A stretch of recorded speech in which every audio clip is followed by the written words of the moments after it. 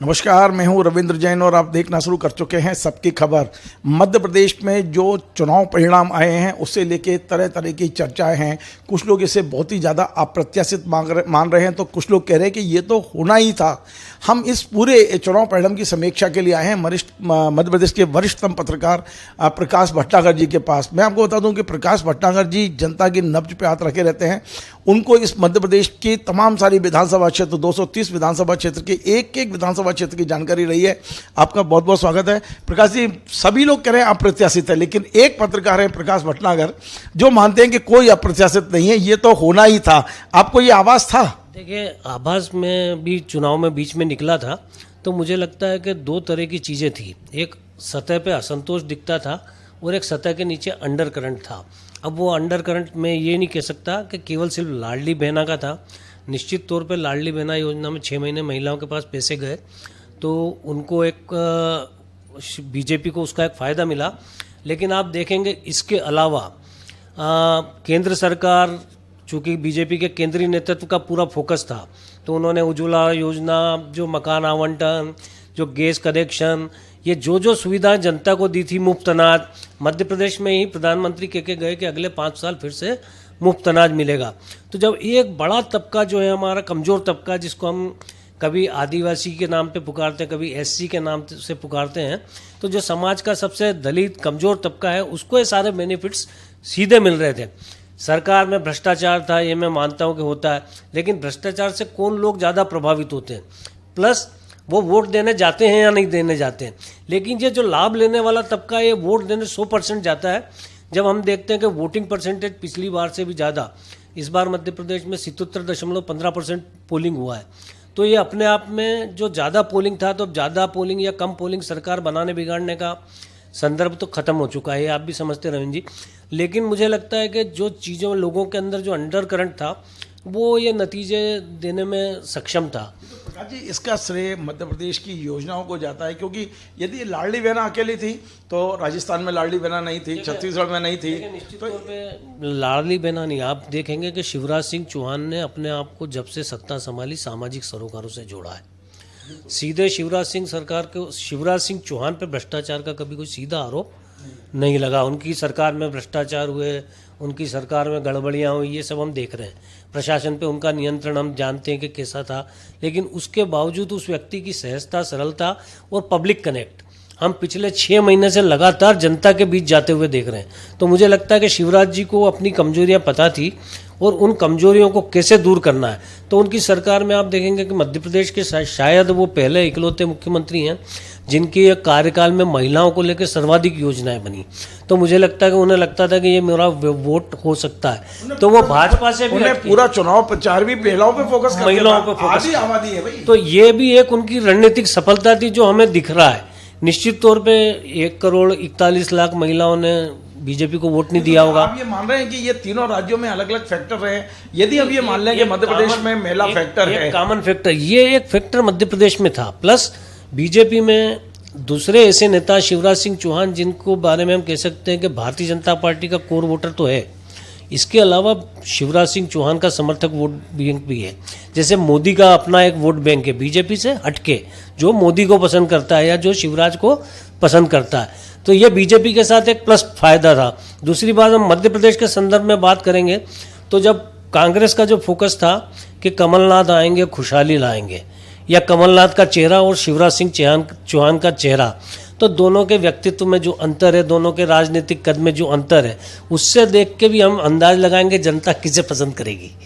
तो मुझे लगता है कि कमलनाथ को पसंद नहीं करेगी जनता। निश्चित तौर पे जब नेतृत्व की बात आएगी, अब हालांकि शिवराज सिंह चौहान मुख्यमंत्री बनेंगे नहीं बनेंगे, कौन मंत्री बनेगा, ये सारी चीज़ें अब सेकेंडरी है, ये अभी हाल, और इस पे बाद में हम चर्चा कर सकते हैं। लेकिन आज अगर हम बात करेंगे कमलनाथ और शिवराज सिंह चौहान की तुलना की, तो मुझे लगता है रविंद्र जी आप मेरी बात से सहमत होंगे कि लोग शिवराज सिंह चौहान को वरीयता देंगे, तो वो भी कहीं नतीजे में हुए हैं और सर उसके परिणाम भी पूरे पब्लिक के बीच में आए हैं, वो कहने की बात नहीं है।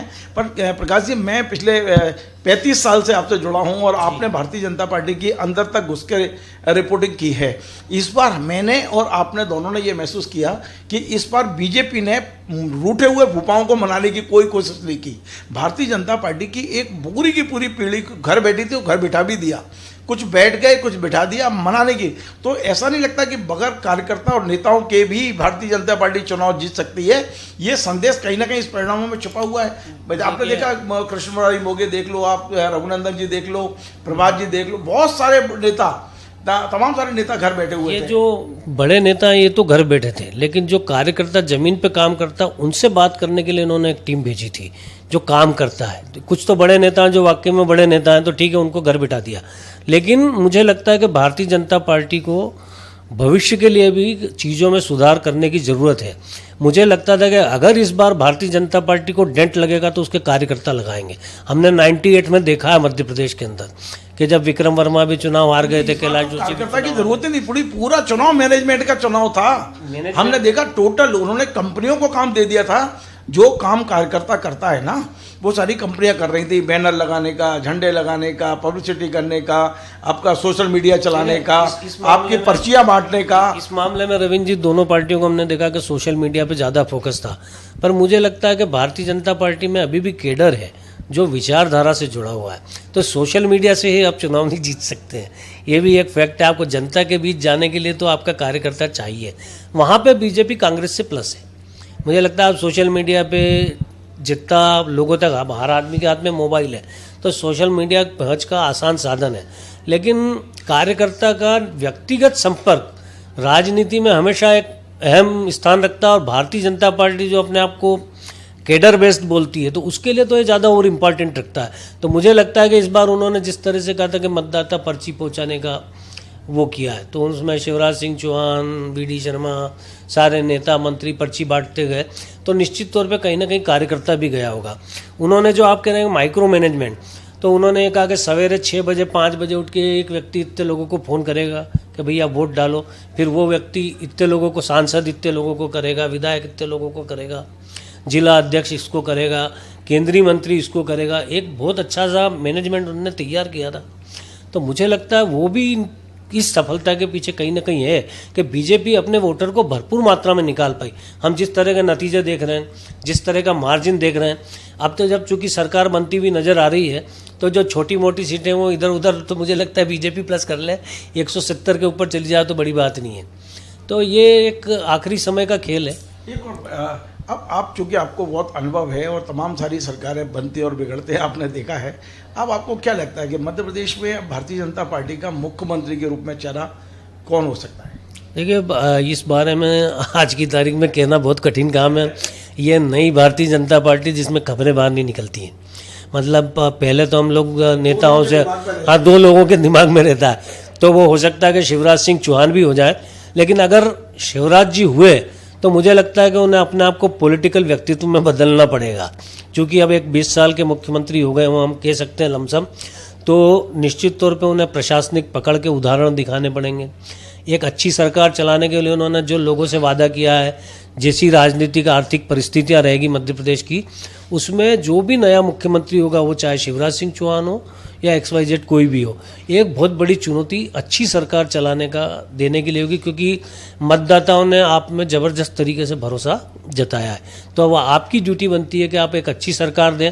जो पिछली बुरी चीज़ें हैं उनको आप कैसे दूर कर सकते हैं, ये एक चुनौती नए मुख्यमंत्री पर रहेगी।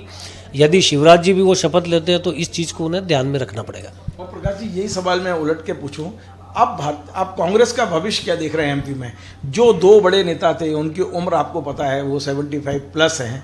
ऐसे में अब मध्य प्रदेश में कांग्रेस की कमान, क्योंकि बड़े बड़े नेता चुनाव हार रहे हैं, जो हम परिणाम देख रहे हैं, सज्जन वर्मा चले हार गए हैं, लक्ष्मण सिंह जी हार गए हैं, तमाम सारे, अब वो भी पीछे चल रहे थे, आप पता नहीं इस समय आप भी मेरे साथ में 35 साल से मैं भी हूँ, हम देख रहे हैं कि हमने कांग्रेस में वही चेहरे हमेशा से देखे हैं, नया बदलाव नहीं है। भारतीय जनता पार्टी में हमने देखा है कि 3 पीढ़ियाँ बदल गई, ठीक है, वहाँ पे वही कमलनाथ है, वही सुरेश पचौरी हैं, वही ज्योतिरादित्य सिंधिया थे जब तक वहाँ थे, या वही कमलनाथ, सिंधिया, दिग्विजय सिंह, ऐसे 4-5 लोगों में, अरुण यादव, अजय सिंह, हाँ, यही सब कुछ कर रहे हैं। अब नया कोई लीडर इनके पास थे अवसर, लेकिन इनका नेतृत्व ये नहीं कर पाया। तो दिल्ली के नेतृत्व को जाने दीजिए।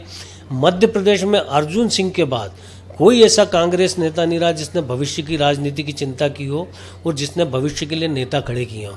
और इसमें सबसे बड़ा फेल्योर जो सबसे अच्छा नेता है उसी का है, वो है मध्य प्रदेश में दिग्विजय सिंह, जो बीजेपी कांग्रेस के हर कार्यकर्ता को जानते हैं, मध्य प्रदेश की ज़मीनी राजनीति को समझते हैं। तो मुझे लगता है कि ये दायित्व दिग्विजय सिंह को निभाना चाहिए था, लेकिन दिग्विजय सिंह भी इसमें सफल नहीं रहे। अब आप जीतू पटवारी, देखिए आप राहुल गांधी ने जो नेतृत्व मध्य प्रदेश में उभारने की कोशिश की, चाहे वो जीतू पटवारी हों या कुणाल हों, लेकिन वो लोग सब अब चुनाव हार रहे हैं। देखिए राहुल गांधी ने कोशिश की, लेकिन राहुल गांधी इन नेताओं को किनारे नहीं कर पाए। जिस तरह से हम देखते हैं बीजेपी ने लाल कृष्ण आडवाणी को एक किनारे बिठा दिया, जिस तरह से अभी हम कह रहे हैं कि बीजेपी ने कृष्ण मुरारी मोगे या इनको प्रभात जी को इनको बोले के घर पे बिठा दिया, ऐसे निर्णय करने में कांग्रेस नेतृत्व कमलनाथ के कद के आगे मुझे लगता है बोना था, दिग्विजय सिंह के कद के आगे शायद बोना था। तो मध्य प्रदेश के मामले में कोई ऐसा निर्णय, मध्य प्रदेश, उत्तर प्रदेश, बिहार, सारे राज्यों में हम देख रहे हैं कि कांग्रेस, जैसे अशोक गहलोत ने ही पूरा तिगनी का नाच अपने नेतृत्व को नचा दिया।